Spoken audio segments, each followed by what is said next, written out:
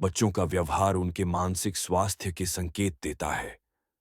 कभी कभी जब बच्चे अपनी भावनाओं को व्यक्त नहीं कर पाते, तो वे अपने व्यवहार से इन भावनाओं को प्रकट करते हैं।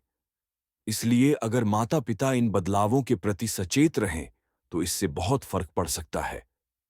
बच्चे कभी कभी अपनी भावनाओं को व्यक्त नहीं कर पाते, लेकिन वे लगभग हमेशा उसे प्रदर्शित कर देते हैं।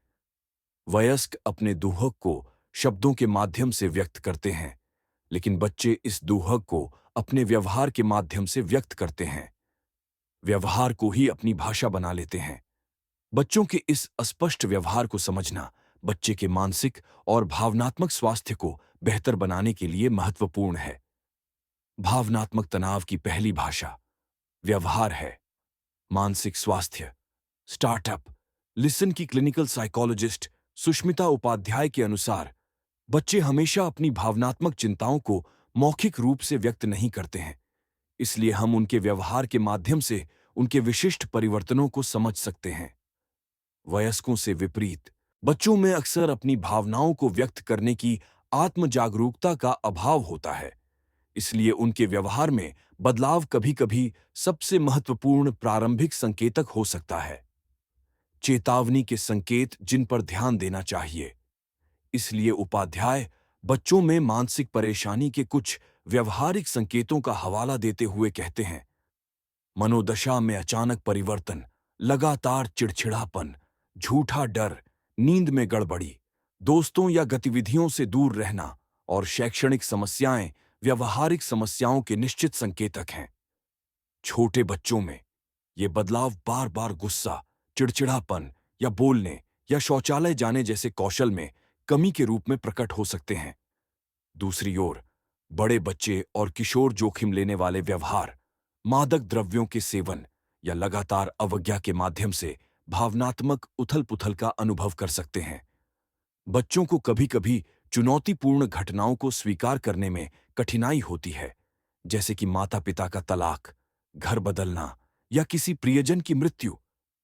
हालांकि ये प्रतिक्रियाएं अस्थायी और उम्र के अनुसार हो सकती हैं, लेकिन उपाध्याय चेतावनी देते हैं कि अवधि और गंभीरता यह निर्धारित करने में महत्वपूर्ण कारक हैं कि पेशेवर मदद की आवश्यकता है या नहीं। वह आगे कहते हैं, हमें इन व्यवहारों पर परिप्रेक्ष्य में विचार करना चाहिए, लेकिन जब ऐसे व्यवहार लंबे समय तक बने रहते हैं और दैनिक दिनचर्या में बाधा डालते हैं, तो वे चिंता, एडीएचडी या किसी अन्य मानसिक बीमारी का संकेत हो सकते हैं। लेकिन उपाध्याय चेतावनी देते हैं कि अवधि और गंभीरता यह निर्धारित करने में महत्वपूर्ण कारक हैं कि पेशेवर मदद की आवश्यकता है या नहीं। वयस्कों की भूमिका संकेतों को पहचान कर सुरक्षा प्रदान करना।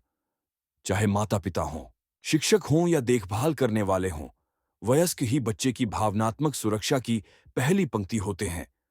सूक्ष्म व्यवहारगत परिवर्तनों के प्रति सचेत रहना तथा बच्चों के लिए स्वयं को अभिव्यक्त करने हेतु सुरक्षित, गैर आलोचनात्मक स्थान तैयार करना बहुत बड़ा अंतर ला सकता है। उपाध्याय बताते हैं, सूक्ष्म संकेतों को पहचानना और इन चुनौतियों से निपटने में मदद के लिए आरामदायक माहौल प्रदान करना महत्वपूर्ण है। यदि बच्चे का व्यवहार लगातार गंभीर या विघटनकारी हो, तो शीघ्र पेशेवर हस्तक्षेप आवश्यक है।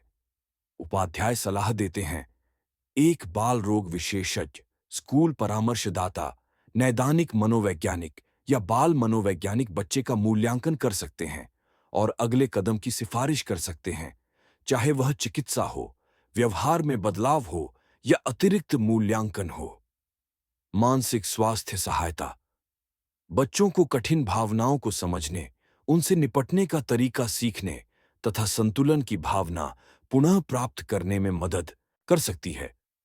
बच्चों में सभी व्यवहारगत चुनौतियों के मूल में एक सरल सत्य है।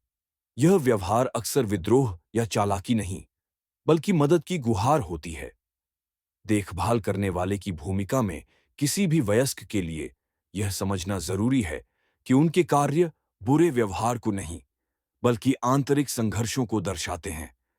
डांटने के बजाय सुनने का विकल्प चुनकर वयस्क बच्चों को भावनात्मक और मानसिक रूप से विकसित होने के लिए सशक्त बना सकते हैं।